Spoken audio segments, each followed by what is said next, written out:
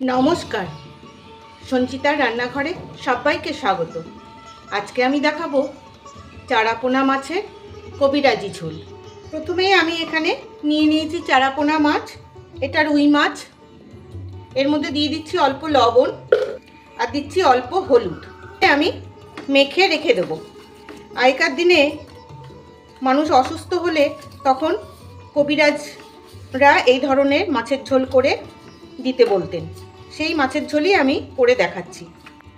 এবার একটা মশলা করে নেব, সেই জন্য নিয়ে নিলাম মিক্সির বাটি। এর মধ্যে দিয়ে দেব আদা আর গোলমরিচ। এই মশলাটা আমি বেটে নেব। এবার একটা বাটিতে বেটে নেওয়া আদা আর গোলমরিচ, এর মধ্যে দিয়ে দেব হলুদ গুঁড়ো, দিয়ে দিচ্ছি অল্প একটু জিরে গুঁড়ো, 1.25 চামচ। যদিও আগেকার দিনে সবই শিলনোড়ায় বেটে করতে হতো, তখন কোনো গুঁড়ো মশলা পাওয়া যেত না। আর দেবো অল্প একটু ধনে গুঁড়ো, আর দিচ্ছি লবণ, আর দিয়ে দেব কাঁচা সর্ষের তেল, আর দিয়ে দেব অল্প একটু জল। দিয়ে এই মশলাটা মিশিয়ে আমি রেখে দেব 10 মিনিট।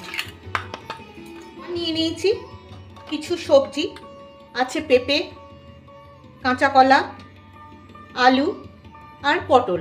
পেঁপে কাঁচা কলাটা অবশ্যই দেবেন, তাছাড়া যে কোনো সবজি দেওয়া যায়। এবার আমি রান্নাটা শুরু করব। সেই জন্য বসিয়ে দিলাম একটা কড়াই। কড়াই খুব ভালো মতন গরম হয়ে গেছে। এবার দিয়ে দিচ্ছি পরিমাণ মতন সর্ষের তেল। তবে এই রান্নায় খুব বেশি তেল ব্যবহার হয় না। তেল ভালো মতন গরম হয়ে গেছে। তেলে অল্প একটু লবণ ছিটিয়ে আমি মাছটা ভেজে নেব। তার এপিঠটা ভাজা হয়ে গেছে, এবার এটাকে উল্টে দেব। মাছটা উল্টে পাল্টে ভেজে নিয়েছি, এবার তুলে নিচ্ছি। এবার এই তেলে দিয়ে দিচ্ছি একটা ফোড়ন, একটা কাঁচা লঙ্কা আর একটু কালো জিরে। ফোড়নটা ভাজা হয়ে গেছে, এবার দিয়ে দিচ্ছি সবজি।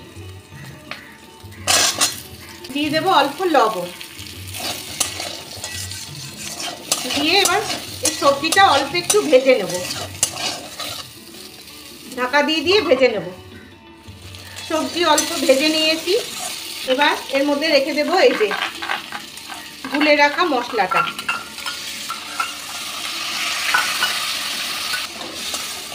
দিয়ে মশলাটা কষিয়ে নেব। ঢাকা দিয়ে মশলাটা আমি কষিয়ে নিয়েছি। মশলাটা খুব সুন্দর ভাজা ভাজা হয়ে গেছে। এবার দিয়ে দেব পরিমাণ মতো জল।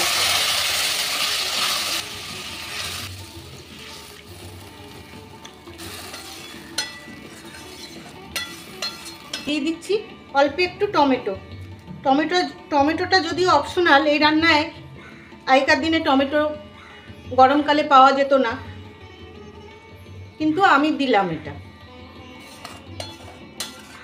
এবার ঝোলটা ফুটতে দেব, যতক্ষণ না সেদ্ধ হচ্ছে রান্না করে নেব।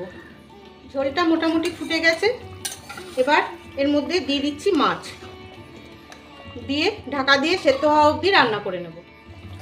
ঝোল খুব ভালো করে ফুটে গেছে, সব সেদ্ধ হয়ে গেছে। এই যে আলু, পেঁপে,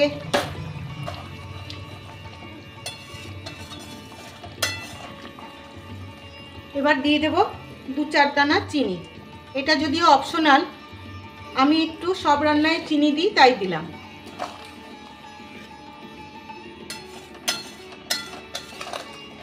আর দিয়ে দিচ্ছি কাঁচা লঙ্কা। যদিও এই রান্নায় কাঁচা লঙ্কার ব্যবহার হয় না, আমি ওই জন্য গোটা দিচ্ছি জাস্ট ফ্লেভারের জন্য। দিয়ে ঢাকা দিয়ে রেখে দেব 5 মিনিট। এবার অল্প একটু লেবুর রস ছড়িয়ে দেব।